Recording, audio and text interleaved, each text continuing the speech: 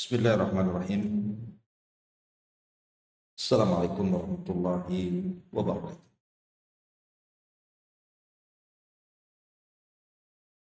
Alhamdulillah wassalatu wassalamu ala Rasulillah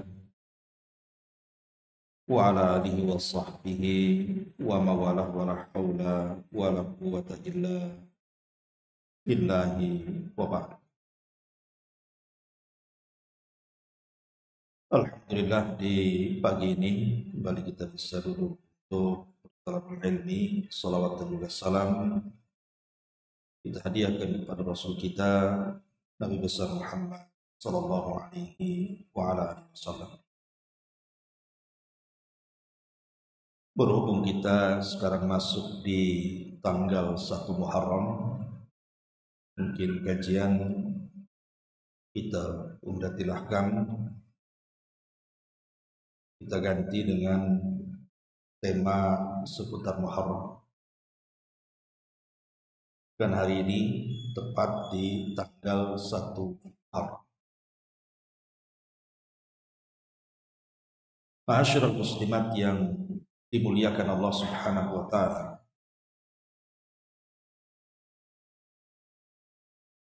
Kita tahu bahwa bulan Muharram adalah satu di antara bulan-bulan mulia. Dan kemuliaan bulan Muharram itu sudah ditetapkan oleh Allah Subhanahu wa taala sejak Allah menciptakan langit dan bumi. Sebagaimana ayat yang sering kita baca apabila bicara tentang fadilah keutamaan bulan Muharram. Maka Allah Subhanahu wa taala mengingatkan di dalam surah At-Taubah ayat ke-36. Di mana Allah Subhanahu wa taala berfirman, "Inna iddatasy syuhuri 'indallahi 12 syahran fi kitabillah. Yauma khalaqas samawati wal ard minha arba'atun hurum. Dzalika ad-dinul qayyim fala tadlimu fihinna anfusakum." Sesungguhnya bilangan bulan di sisi Allah Subhanahu wa taala jumlahnya 12 bulan. Sebagaimana telah tertetapkan dalam kitab Allah di saat Allah menciptakan langit dan bumi. Dari 12 bulan itu Allah Subhanahu wa taala tetapkan hanya ada 4 bulan yang disebut dengan Ashhurul Hurum.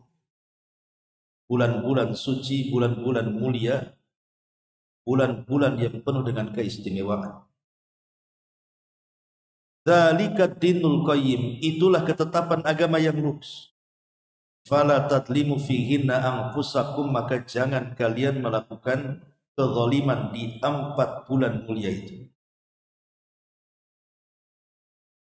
Ma'asyiral muslimat yang dimuliakan Allah Subhanahu wa taala, dari ayat ini maka kita tahu bahwa dalam 1 tahun itu ada 4 bulan hurum. Salah satu dari 4 bulan hurum itu adalah bulan Muharram. Sebagaimana hadis yang dikeluarkan Imam Bukhari dari sahabat Abi Bakrah radhiyallahu anhu. Bahkan sebagian para ulama seperti pendapat Hasan Al-Basri, seorang pemimpin para tabi'in, mengatakan dari 4 bulan hurum itu yang paling afdol adalah bulan Muharram. Jadi Hasan Al-Basri berpendapat dari 4 bulan hurum, Rajab, Dzulqa'dah, Dzulhijjah, kemudian Muharram, itu yang paling afdol adalah bulan Muharram. Itu pendapat beliau, Imam Hasan Al-Basri rahimahullahu ta'ala. Dan subhanallah, bulan Muharram itu dijadikan oleh Umar ibn Khattab radhiyallahu anhu menjadi penentu tahun baru dalam Islam. Jadi bulan Muharram itu dijadikan penentu tahun baru dalam Islam. Seolah-olah Umar bin Khattab radhiyallahu anhu ingin menutup dan membuka sebuah tahun itu dengan ketaatan. Karena dalam satu tahun itu, dalam kalender Hijriyah ditutup di bulan Dzulhijjah. Dan bulan Dzulhijjah itu bulan hurum juga. Dan di situ ada puasa namanya puasa Arafah. Kemudian dimulai dengan awal bulan dalam satu tahun jatuh di bulan Muharram, bulan sesudahnya. Dan Muharram juga bulan hurum. Dan di situ ada puasa Arafah. Ada puasa Muharram Asyura. Jadi ditutup dengan puasa dan dibuka dengan puasa. Ma'asyiral muslimat yang dimuliakan Allah Subhanahu wa taala. Abdullah ibn Abbas radhiyallahu anhuma saat memberikan catatan kepada ayat 36 surah At-Taubah. Beliau mengatakan,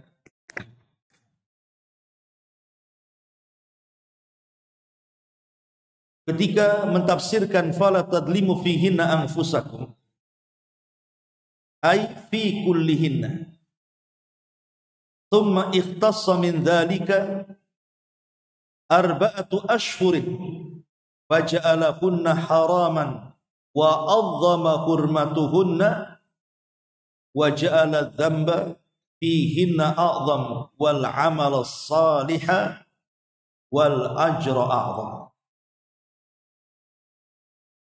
Kata Abdullah ibn Abbas radhiyallahu anhu, dia ingin menjelaskan tentang keutamaan bulan Muharram, salah satunya. Ketika Allah Subhanahu wa taala melarang melakukan kezaliman di 4 bulan itu, salah satunya bulan Muharram. Kata beliau, lihat bagaimana Allah mengkhususkan dari 12 bulan itu 4 bulan yang disebut dengan Ashhurul Hurum Allah jadikan keharamannya dan kemuliaannya Allah lebihkan dibandingkan bulan-bulan yang lain. Sehingga Allah jadikan para pelaku dosa, Allah lipat gandakan dosanya, dan para pelaku amal saleh Allah lipat gandakan pahalanya. Dari perkataan Abdullah bin Abbas radhiyallahu anhu ini menunjukkan bahwa bulan Muharram itu satu di antara bulan-bulan hurum sangat istimewa di hadapan Allah. Karena Allah jadikan lipatan dosa bagi yang melakukan maksiat dan lipatan pahala bagi orang yang melakukan amal saleh. Dan Allah Subhanahu wa taala berfirman di dalam Al-Quran, tepatnya di surat Al-Hajj 30. Dzalika wa may yu'azzim hurumatillah fa huwa khairun lahu inda rabbih. Dan barang siapa mengagungkan apa yang terhormat di sisi Allah. Dan bulan-bulan hurum itu salah satunya bulan Muharram adalah bulan-bulan yang terhormat di sisi Allah. Di sini Allah mengatakan, dan barang siapa yang mengagungkan apa yang terhormat di sisi Allah, maka itu adalah lebih baik baginya di sisi Rabbnya. Dalam ayat yang lain, dzalika wa man yu'azzim sya'airallah fa innaha min taqwal qulub. Yang demikian itu, barang siapa yang mengagungkan syiar-syiar Allah, maka sesungguhnya itu timbul dari ketakwaan hatinya. Ma'asyiral muslimat yang dimuliakan Allah Azza wa Jalla, yang ingin saya fokuskan pembahasan pada pagi hari ini berkenaan dengan bulan Muharram adalah satu ibadah jangan tinggalkan di bulan Muharram. Satu ibadah ini kalau bisa jangan tinggalkan di bulan Muharram. Ibadah apa itu? Ibadah puasa. Nabi SAW dalam sebuah hadis yang dikeluarkan Bukhari Muslim pernah ditanya, tentang afdhalus siyam ba'da Ramadan. Seafdol-afdolnya puasa setelah puasa Ramadan. Maka Nabi SAW menjawab, afdhalus siyami ba'da Ramadan syahrullahil muharram. Bahwa puasa yang paling utama, kata Nabi SAW, setelah puasa Ramadan adalah puasa di bulan Allah, bulan Muharram. Lihat bagaimana di sini Rasul menasabkan atau mengidhafahkan atau menyandarkan bulan kepada Allah. Tidak ada satu bulan pun dalam 12 bulan itu yang namanya disandarkan kepada Allah selain Muharram. Bulan-bulan dalam setahun banyak, ada Rabiul Awal, ada Safar, ada Jumadil Awal, Jumadil Akhir, ada Sya'ban. Banyak bulan dalam setahun itu. Tapi tidak ada satupun bulan yang disandarkan kepada Allah selain bulan Muharram. Makanya Allah, Rasul SAW mengistilahkan dengan Syahrullah, bulannya Allah. Al-Muharram, bulan Muharram. Jadi seutama-utama puasa setelah Ramadan adalah puasa di bulan Allah, bulan Muharram. Dan itu dipertegas oleh perkataan Imam Nawawi.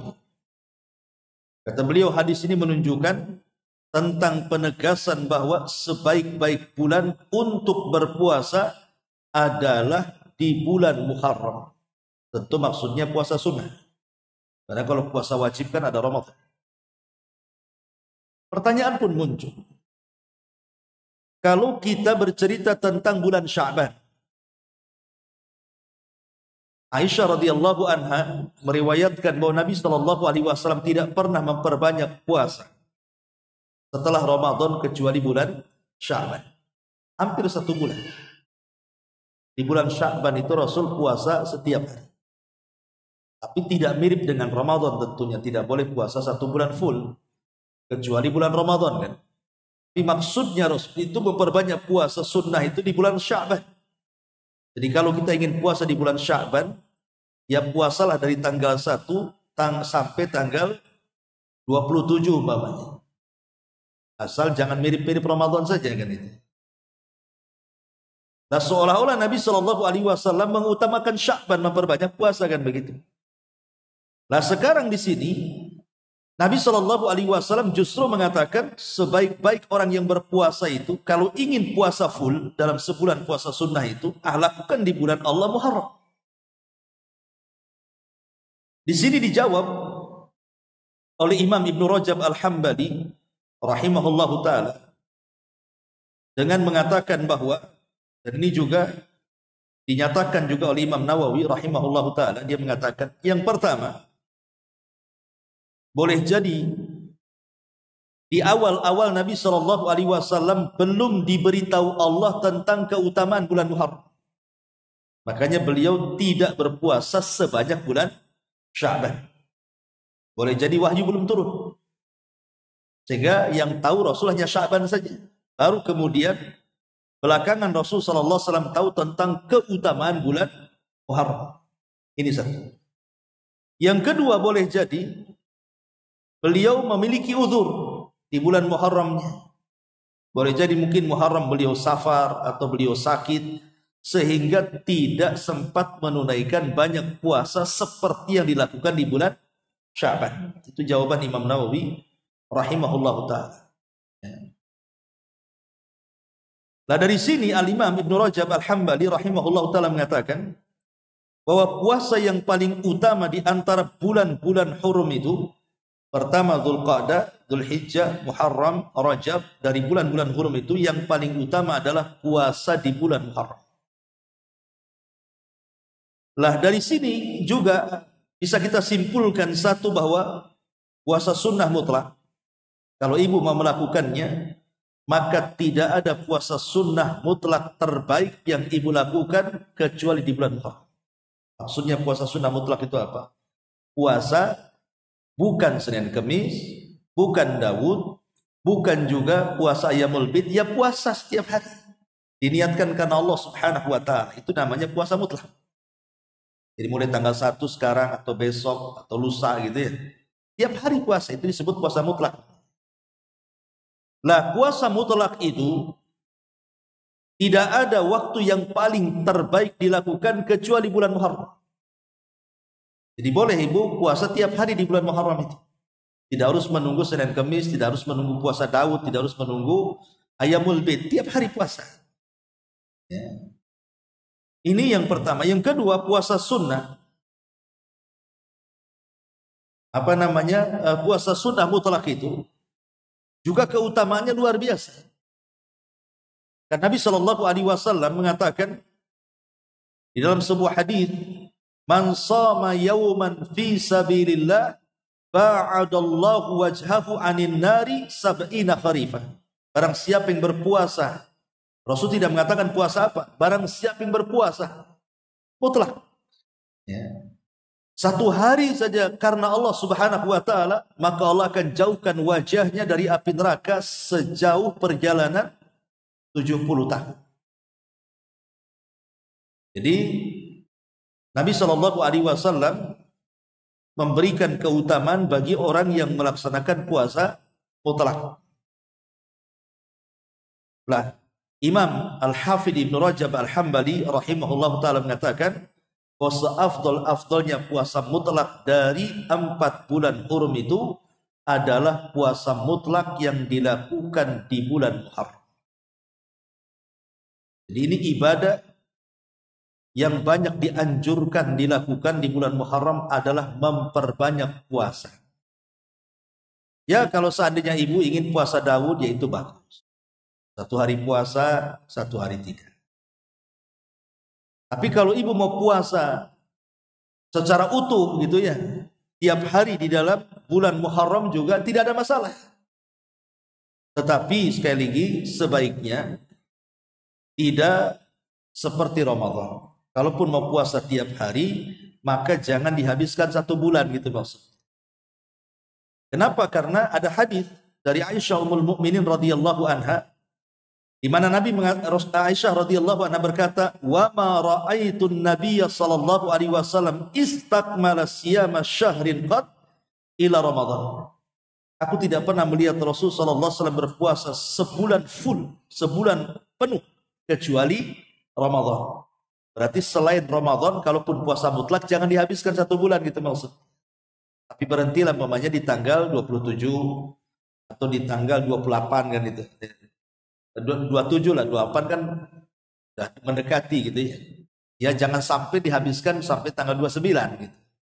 Karena kalau sudah tanggal 29 itu kan sudah melihat hilal, besoknya sudah bulan baru kalau kelihatan. Jadi ini salah satu ibadah yang sangat dianjurkan oleh Nabi Shallallahu Alaihi Wasallam, jangan pernah meninggalkan puasa. Masyarul muslimat yang dimuliakan Allah Azza wa Jalla. Adapun puasa khusus di bulan Muharram itu adalah puasa Asyura. Ini pembahasan lain. Puasa Asyura ini pembahasan lain. Ya. Tapi kalau kita melihat, bicara tentang puasa Asyura sedikit, kita tahu bahwa keutamaan puasa Asyura sudah jelas ya. Bisa menggugurkan dosa 1 tahun ke belakang. Tapi ada 4 poin yang harus dipahami tentang puasa Asyura ini. Yang pertama,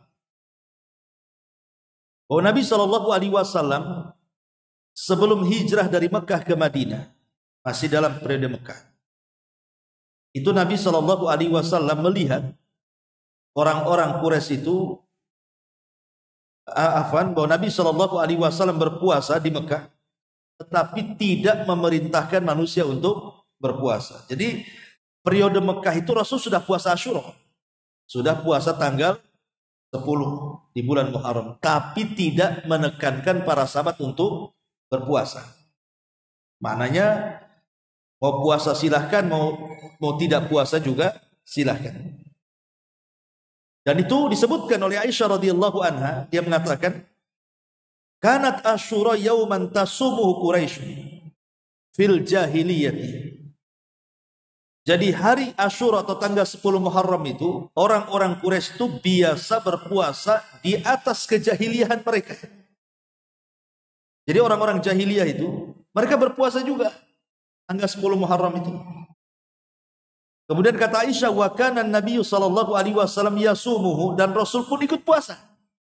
Jadi orang-orang Quraisy puasa, Rasul pun ikut puasa. Falamma qadimal Madinah, ketika Rasul hijrah dari Mekah ke Madinah, shamahu wa amara an-nasa bisiyamihi. Maka Rasul berpuasa juga, dan sekarang Rasul memerintahkan seluruh sahabatnya untuk puasa. Jadi kalau pernah di Mekah kan hanya dia saja yang berpuasa.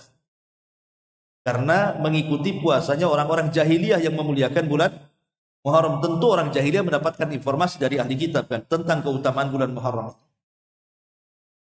Lah ketika Nabi Shallallahu Alaihi Wasallam kemudian sampai di kota Madinah dan melihat orang-orang Yahudi berpuasa, kemudian Rasul bertanya alasan mereka berpuasa tanggal 10. Rupanya orang Yahudi mengatakan apa? Kami berpuasa karena bentuk syukur kepada Nabi kami Musa ketika dia berpuasa saat diselamatkan oleh Fir'aun, saat diselamatkan oleh Allah dari kejaran Fir'aun. Jadi saat Musa selamat dari kejaran Fir'aun kan Musa berpuasa. Itu tepat pada tanggal 10. Lah orang Yahudi mengatakan puasanya kami mengikuti puasa Nabi kami. Maka Rasulullah SAW mengatakan kalau begitu aku lebih berhak menghormati Musa dibandingkan kalian. Lah sejak itulah Rasul merintahkan berpuasa, seluruh sahabatnya sampai anak-anak kecil pun dilatih untuk berpuasa. Itu tanggal 10 Muharram. Tetapi kata Aisyah radhiyallahu anha, falamma nazal faridatu syahri Ramadan, ketika turun kewajiban puasa Ramadan, kana Ramadan huwa alladhi yasumuhu fataraka sauma Asyura. Maka Rasul pun memfokuskan puasa Ramadan dan meninggalkan puasa tanggal 10. Kemudian Rasul Aisyah radhiyallahu anha mengatakan, faman syaa shama wa man syaa aftar. Maka Rasul tidak mewajibkan lagi puasa tanggal 10. Mau puasa ya silahkan, mau tidak juga ya silahkan. Ini yang pertama. Yang kedua, bahwa Nabi SAW saat datang ke Madinah, dia melihat ahli kitab, maksudnya Yahudi, itu sangat mengagungkan tanggal 10. Sangat mengagungkan tanggal 10. Sehingga Nabi SAW melihat bentuk pengagungan orang-orang Yahudi di tanggal 10 Muharram itu dengan cara berpuasa. Karena sekali lagi tadi saya ulang, alasan mereka berpuasa dan mengagungkan tanggal 10 itu karena itu bagi mereka tanggal 10 Muharram itu adalah tanggal sakral, di mana Allah menyelamatkan Nabi mereka dari kepungan Fir'aun. Lah di permulaan awal-awal Nabi SAW di Madinah itu, Rasul itu sangat ingin mencocoki setiap ibadahnya orang Yahudi. Ingin sekali Rasul itu, kalau bisa tidak menyelisihi orang Yahudi. Makanya salah satu tidak menyelisihinya Rasul ikut berpuasa di tanggal 10 ketika orang-orang Yahudi berpuasa. Tentu tujuan Nabi untuk mengambil hatinya orang-orang Yahudi supaya masuk Islam. Jadi Nabi sangat ingin mencocoki mereka dengan harapan mudah-mudahan orang Yahudi dapat hidayah kemudian masuk dalam Islam. Sebab kalau di permulaan dakwah tiba-tiba bertentangan kan susah nanti dakwahnya. Kita juga lah kalau kita ini belum pernah datang ke sebuah negeri, kemudian kita datang di situ, awal dakwah saja sudah bertentangan dengan negeri tersebut, tidak bisa diusir kita di situ kan. Makanya Nabi SAW memberikan cara metode dakwah. Rasul di permulaan di Madinah itu ingin mencocoki orang Yahudi. Jadi berpuasa juga. Tapi bukan karena meniru Yahudi, tapi karena alasannya. Di mana kita umat Islam lebih berhak menghormati Nabi Musa dibandingkan orang-orang Yahudi. Hanya Rasul ikut berpuasa. Tapi ingat, di akhir hayatnya, ketika melihat orang-orang Yahudi itu tidak ada yang masuk Islam. Kecuali bisa dihitung dengan jari. Karena Nabi SAW sudah tidak mau memberlakukan lagi mencocoki mereka. Bahkan Rasul ingin selalu menyelisihi mereka. Karena sudah didakwai tak masuk Islam, buat apa juga kan begitu. Di akhir hayat Nabi SAW berusaha menyelisih setiap yang dilakukan Yahudi. Mereka umat yang susah dapat hidayah. Makanya sebelum wafatnya, sahabat bertanya kepada Nabi SAW. Sahabat bertanya kepada Nabi SAW, ya Rasulullah, kalau seandainya orang-orang Yahudi berpuasa, kami juga berpuasa, apa bedanya? Kan harinya sama, tanggal 10. Ya.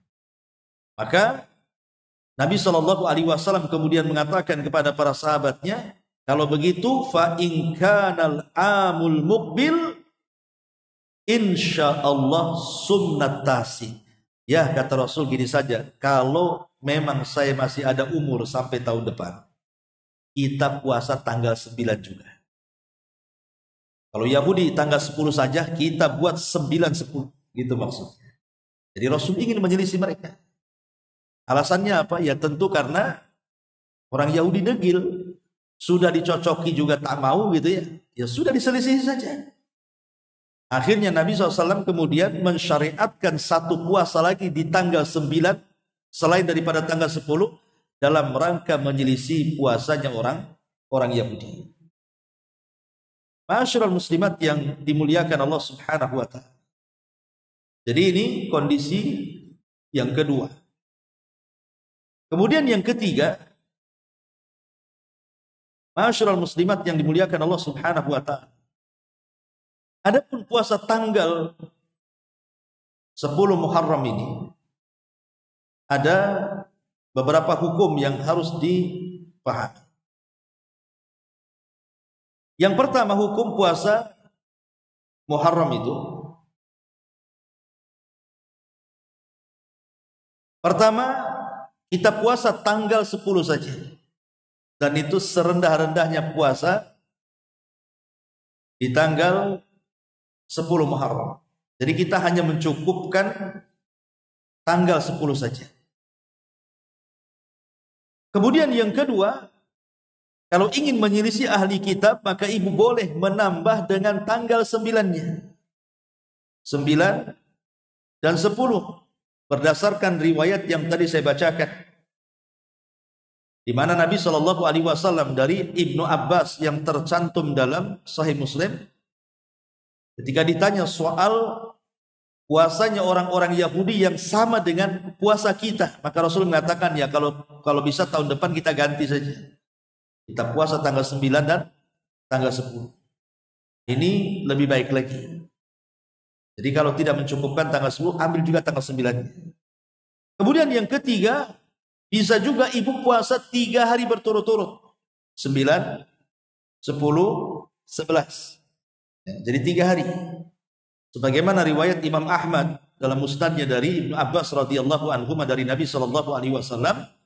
Apa kata Rasul? Sumu yauma Asyura wa khaliful yahuda sumu qablahu yauman wa ba'dahu yauman, kata Rasul. Berpuasalah kalian di tanggal 10, selisih orang Yahudi dengan cara puasa sebelum dan puasalah sesudahnya. Ya, puasa sebelumnya sebelum tanggal 9, sebelum tanggal 10, tanggal 9.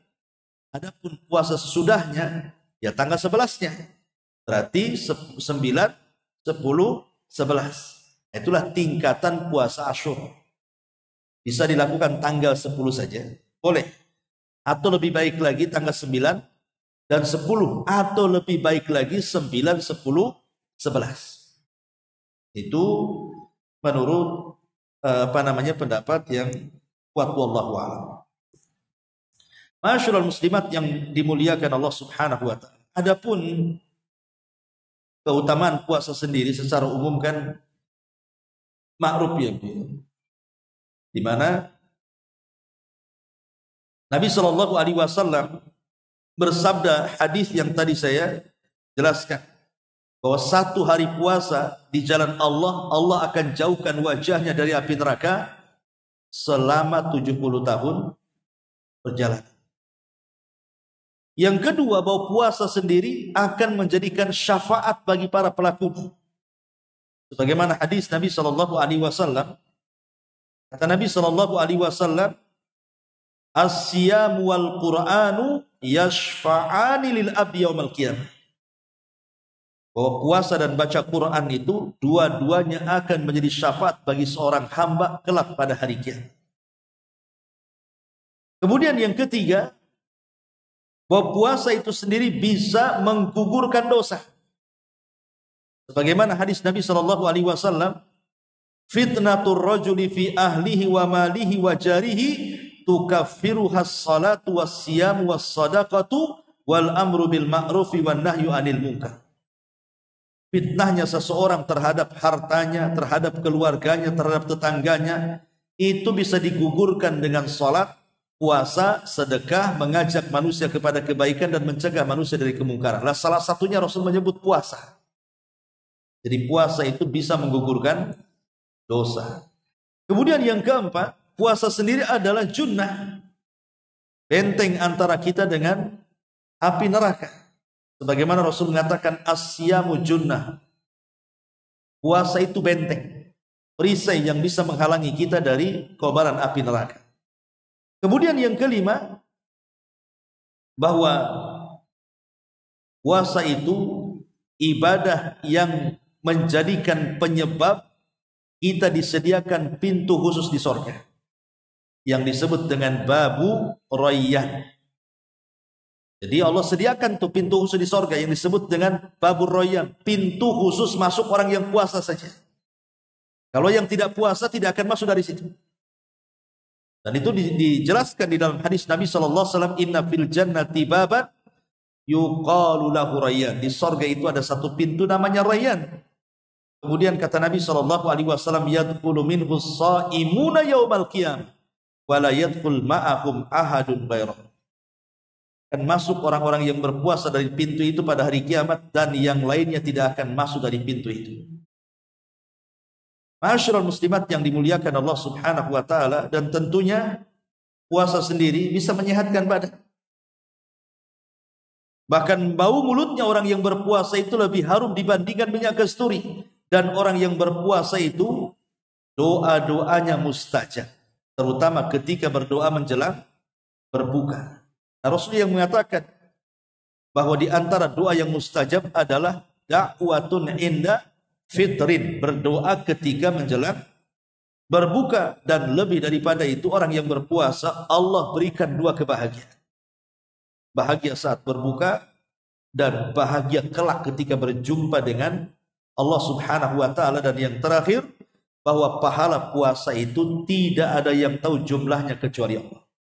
Asyamu li wa ana azzibihi, puasa itu untukku dan aku yang akan membalas. Dan banyak lagi keutamaan tentang puasa secara umum. Jadi kalau kita mau meringkas dari pembahasan tadi, berarti ada dua pembahasan. Pertama, bahwa kita dibolehkan untuk melaksanakan puasa mutlak dari tanggal 1 sampai akhir daripada bulan Muharram, tapi jangan dihabiskan, karena jangan menyelisihi atau jangan selaras dengan puasa Ramadan. Ya. Tapi boleh juga berpuasa dengan puasa-puasa yang sudah jelas-jelas muqayyad, disyariatkan, seperti Daud, Senin, Kamis, Ayyamul Bid. Maka kalau kita lakukan di bulan Muharram puasa-puasa ini, baik mutlak ataupun muqayyad ini, maka ini seafdol-afdolnya puasa di bulan, seafdol-afdolnya puasa setelah bulan Ramadan. Ini yang pertama. Yang kedua, ada puasa khusus di bulan Muharram yang disebut dengan puasa Asyura, dan pahalanya menghapuskan setahun ke belakang, dan tingkatannya ada 3. Boleh tanggal 10 saja, boleh tanggal 9, 10, dan boleh tanggal 9, 10, dan 11. Lah itulah kesimpulan dari pembahasan kita bahwa ibadah puasa yang dilakukan di bulan Muharram itu luar biasa. Jangan tinggalkan satu ibadah ini karena pahalanya dan keutamaannya luar biasa. Ma'asyiral muslimat yang dimuliakan Allah Subhanahu wa taala, ini bicara soal puasa. Baik, ya, kita bentangkan sedikit tentang keutamaan bulan Muharram itu sendiri. Ada beberapa poin yang harus dipahami. Pertama, bahwa bersyukurlah kepada Allah Subhanahu wa taala di bulan Muharram ini akan nikmat-nikmat yang Allah anugerahkan kepada kita dengan cara berpuasa. Kenapa? Karena Nabi Shallallahu Alaihi Wasallam ketika bertanya kepada orang-orang Yahudi sebab puasa mereka, jawaban mereka apa? Karena bersyukur. Dari apa? Dari diselamatkan Nabi mereka dari kejaran Fir'aun. Maka kata Rasul apa? Kalau itu alasannya, maka aku lebih bersyukur dibandingkan kalian. Karena aku lebih menghormati Nabi Musa dibandingkan kalian. Berarti di sini kita ambil istimbat di bulan Muharram ini, pandai-pandailah bersyukur. Salah satunya dengan cara berpuasa. Ya, bersyukur macam-macam, sedekah juga bersyukur, sholat juga bersyukur gitu. Apalagi kita tahu bahwa bulan Muharram ini bulan mulia, maka siapapun yang memuliakan bulan Allah akan muliakan dia. Yang kedua, hindari kezaliman. Dan ada dua kezaliman yang jangan sampai dilakukan. Pertama, kesyirikan. Karena itu dosa yang tidak akan diampuni. Yang kedua, meninggalkan kewajiban dan terjerumus kepada yang diharamkan. Ini dua dosa ini jangan dilakukan di bulan Muharram. Satu, kesyirikan. Syirik ini dosa yang paling besar, sampai Luqmanul Hakim mengatakan kepada anaknya, ya bunayya la tusyrik billahi inna syirka la dzulmun adzim. Wahai anakku, jangan melakukan kesyirikan karena syirik itu kezaliman yang sangat besar. Innallaha la yaghfiru an yushraka bihi wa yaghfiru ma duna dzalika liman yasha. Allah tidak akan mengampuni dosa orang yang menyekutukannya, dan Allah hanya mengampuni dosa selain itu. Tapi sayang, justru di bulan Muharram ini banyak sekali kesyirikan. Karena ada sebagian khurafat dan tahayul, mungkin terutama di wilayah-wilayah Jawa ya. Kalau Sumatera ini mungkin jarang ya, kecuali orang Jawa yang hidup di Sumatera mungkin. Kita tahu bahwa bulan Muharram menurut kepercayaan orang Jawa, terutama orang-orang yang hidup di keraton masa dulu, bahwa bulan Muharram itu bulan keramat, bulan sial katanya kan itu. Sehingga kalau ada orang yang anggap saja bangun rumah tidak berani di bulan Muharram, nanti rubuh, takut roboh kan. Kalau mau menikah di bulan Muharram tak jadi, diundur, nanti takut baru nikah sehari cerai pula besoknya. Ya. Ataupun orang yang nanam saham, nanam modal tidak jadi, takut bangkrut. Pokoknya mau melakukan aktivitas apapun, seolah-olah bulan Muharram ini kayak hari nyepi, sepi, nggak ada yang mau melakukan aktivitas. Alasannya apa? Takut kewalat. Takut kewalatnya. Alasannya karena mungkin ada sejarah di zaman kerajaan Mataram dulu kan. Kalau saya baca artikel itu. Jadi bulan Muharram itu hanya diagungkan oleh pihak kerajaan saja. Yang bisa diagungkan oleh para raja, para menteri, orang-orang kaya. Ketika mereka melakukan pernikahan anaknya atau acara-acara besar, itu hanya bisa dilakukan orang-orang kaya dan para pejabat. Tetapi kalau orang miskin jangan coba meniru-niru, bisa kualat. Maka sejak itu kualat itu terus turun-temurun sampai hari ini. Bahwa bulan Muharram itu bulan kualat. Ada juga kemudian pemahaman lain bahwa tahun baru, kita tahu tahun baru Jawa dengan tahun baru Islam itu sama. Kan itu ya. Jadi sama di bulan Muharram, tahun baru Jawa pun di bulan Muharram, tahun baru Islam juga di bulan Muharram. Nah, sebagian mereka mengatakan termasuk tahun baru di alam gaib juga tahun baru itu terjadi di bulan Muharram. Tahun barunya jin, tahun barunya iblis, tahun masuk ke alam-alam gaib itu. Ya. Jadi para dedemit, para jin, para genderuwo, para suster ngesot atau apa istilahnya, ya, yang hantu-hantu genderuwo-genderuwo itu. Jadi mereka mengatakan kalau datang bulan Muharram itu, ini kan keyakinan orang sana. Mereka itu sedang mengadakan seleksi alam. Gitu. Jadi di bulan Muharram itu sedang mengadakan seleksi alam. Sehingga karena sedang mengadakan seleksi alam nih, pasukan genderuwo dan yang semacamnya ini, makanya kemudian bulan ini dikatakan bulan keramat dan bulan sial.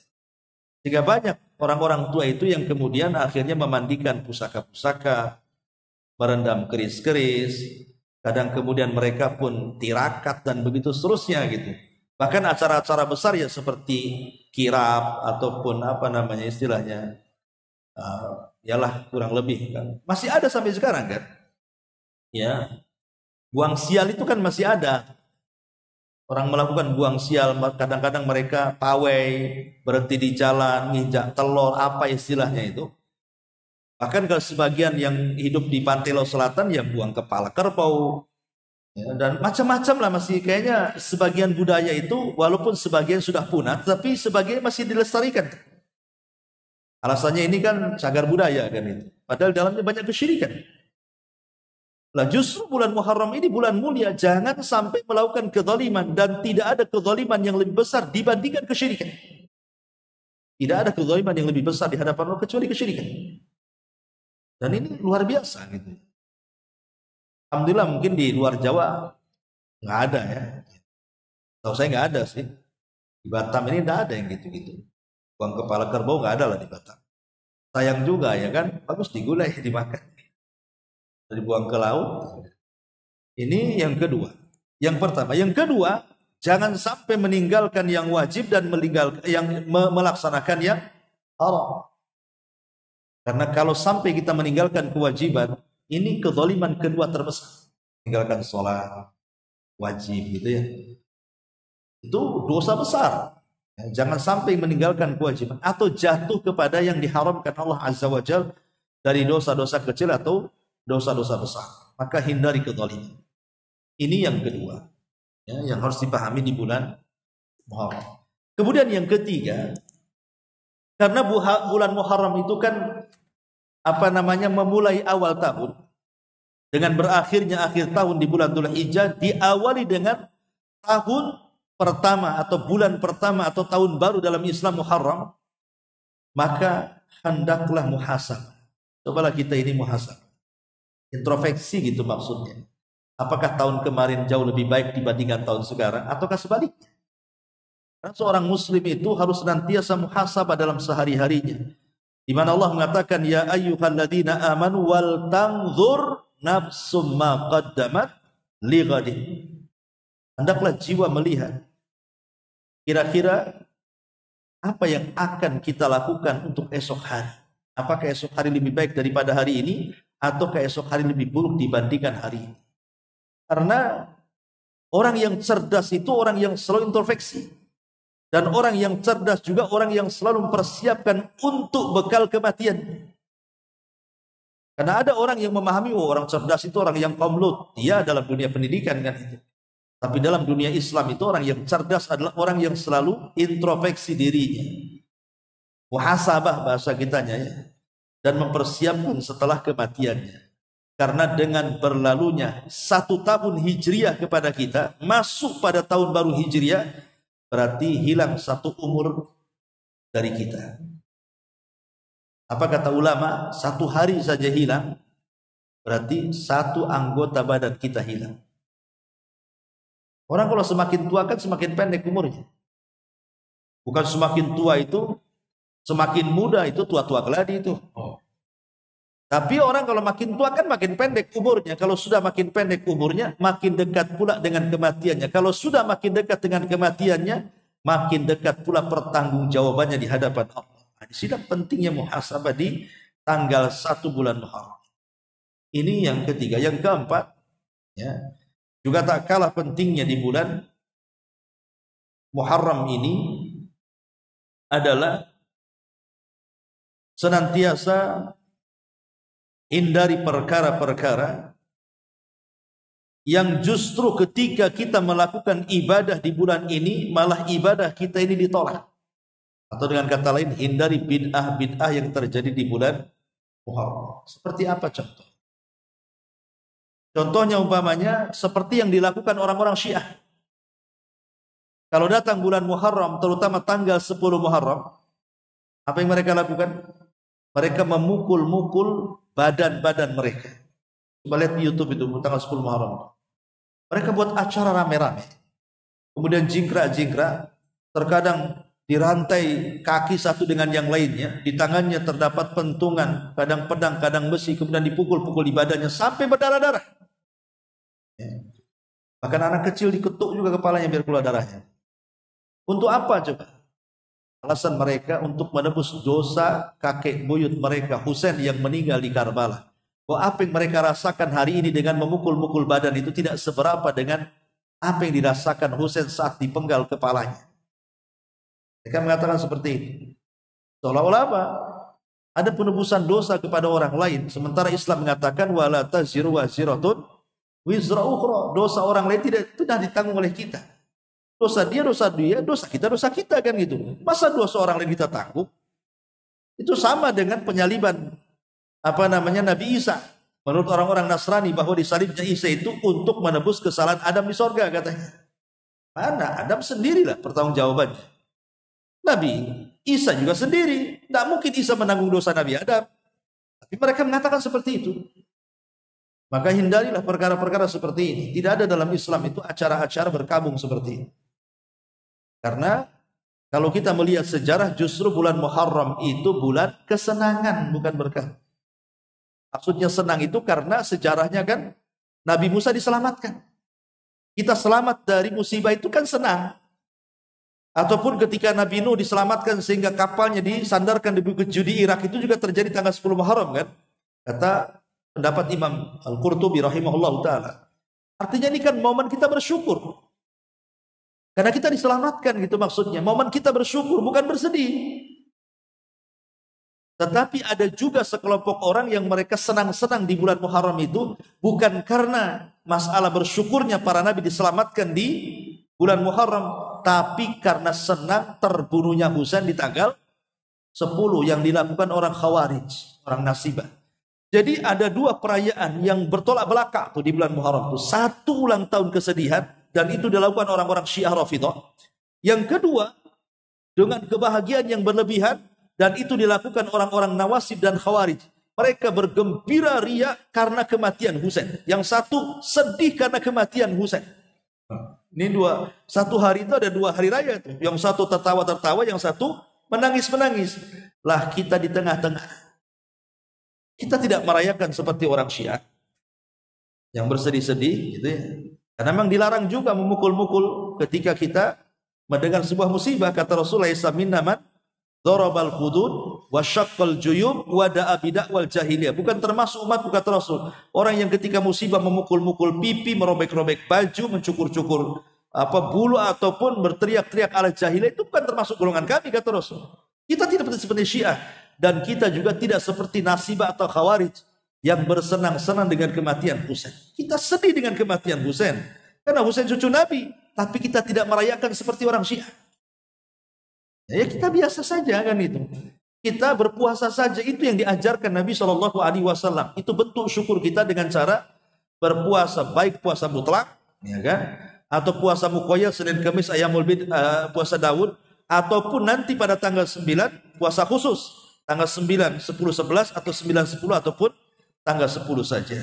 Nah ini harus dipahami tentang hukum-hukum seputar bulan Muharram. Ya. Dan yang terakhir tentunya banyak-banyaklah berdoa kepada Allah Subhanahu wa taala supaya kita tetap dipanjangkan usianya. Karena bagaimanapun Bu, usia yang panjang dengan baik amal itu jauh lebih baik dibandingkan pendek umur, pendek pula amalannya. Kalau Allah takdirkan kita dipanjangkan usianya, tapi amalan kita makin ditingkatkan, ini lebih baik dibandingkan orang yang mati muda dengan amalan yang dibawanya. Karena ada hadis ketika ada seorang sahabat bermimpi, kalau tidak salah Abdullah bin Amr bin As ini bermimpi. Dalam mimpinya dia melihat ada dua orang sahabat yang ketika si masa hidup itu bersaing. Jadi ada dua saudara, yang satu ahli jihad, yang satu bukan ahli jihad. Yang ahli jihad ini mati dalam medan pertempuran dan mati syahid, betul-betul mati syahid. Ya. Yang satu tidak mati syahid, tapi mati setahun setelahnya. Abdullah ibn Amr ibn As ini bermimpi orang yang mati setahun setelahnya masuk surga duluan dibandingkan orang mati syahid dalam pertempuran. Jadi heran ketika dia bangun tanya sama Nabi Rasul, harusnya kan yang mati syahid yang masuk surga duluan kan.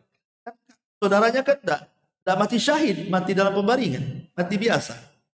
Ya.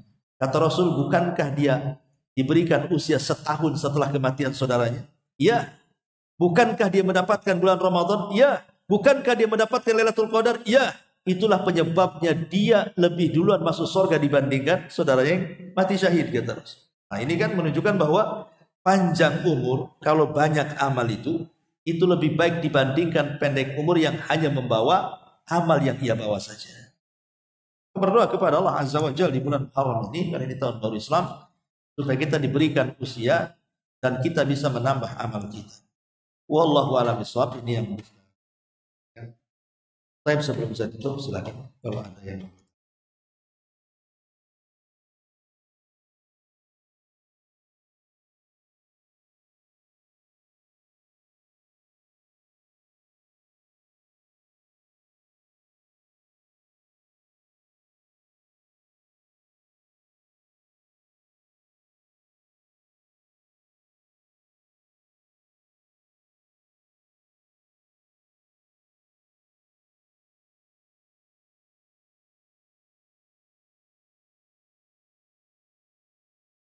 Ustaz, untuk puasa sunnah itu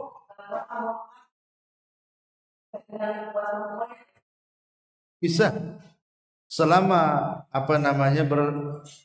bertepatan, namanya di hari Kamis, di Senin, di hari Ayamul Bid, maka nggak apa-apa. Atau Ayamul Bid bertepatan dengan Ayamul Bid bertepatan dengan hari Senin juga. Kemudian dengan puasa mutlak, berarti bisa menggabungkan 3 ibadah di satu ibadah. Boleh, tidak ada masalah. Sama dengan orang sholat juga kan. Banyak masuk masjid, ada tahiyatul masjid di sini. Ada di situ sholat sunnah wudu. Ya. Kita gabungkan aja 2 rakaat. Sudah dua-duanya kita pakai. Nah, puasa sunnah juga sama. Ibu, Ayamul Bid bertepatan dengan Kamis. Ya sudah diniatkan dua-duanya. Diniatkan dengan mutlak juga. Dapat 3 sekalian. Itu lebih baik, dan itu dijelaskan oleh Syekh Ibnu Utsaimin dalam kitab Al-Mandhumah Al-Fiqhiyah tentang fikih niat. Jadi niat itu selama sama hukumnya tidak mengapa digabungkan. Kalau beda hukum tidak bisa. Wajib satu sunnah digabungkan tidak bisa. Wallahu a'lam.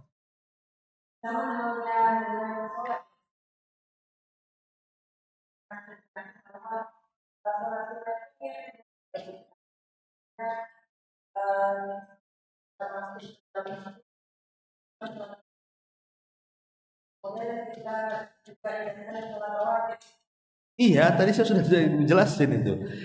Masuk masjid itu dengan niat yang satu, dengan walaupun ada 10 sholat sunnah, nggak apa-apa digabungkan. Itu namanya fikih niat namanya, nggak masalah. Jadi satu kali niat untuk banyak sholat.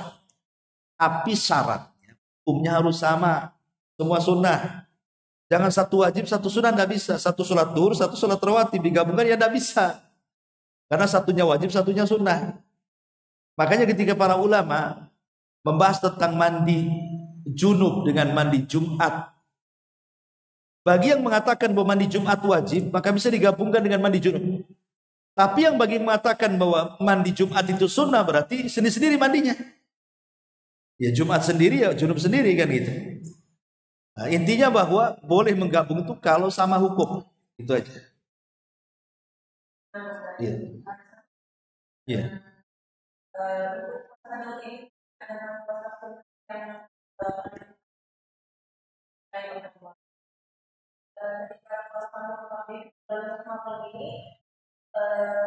maksudnya tadi ya mulia yang utamanya itu karena bulan Ramadan itu Ya di bulan Muharram saja maksudnya. Jadi puasa mutlak itu yang dilakukan Rasul hanya di 2 bulan. Pertama Sya'ban, yang kedua Muharram. Tetapi Nabi SAW baru mengetahui tentang keutamaan bulan Muharram kan di akhir-akhir hayatnya. Di awal-awal kan nggak tahu karena Allah belum memberitahu. Tapi di akhir-akhir kehidupan dia, Nabi betul-betul memperhatikan bulan Muharram melebihi bulan-bulan yang termasuk juga Sya'ban. Rasulullah lebih merhatikan bulan dan itu dikatakan Aisyah radhiyallahu anha mengatakan aku tidak pernah melihat Nabi SAW sangat memuliakan bulan Muharram dibandingkan bulan yang lainnya. Dan itu kejadian setelah mendekati ajal dia, wafat dia di akhir-akhir baru tahu keutamaan. Dari situ Nabi SAW mengatakan afdalus siyam ba'da Ramadan siyamu syahrillahil Muharram. Seafdal-afdalnya puasa setelah Ramadan adalah puasa di bulan Allah Al-Muharram. Wallahu a'lam.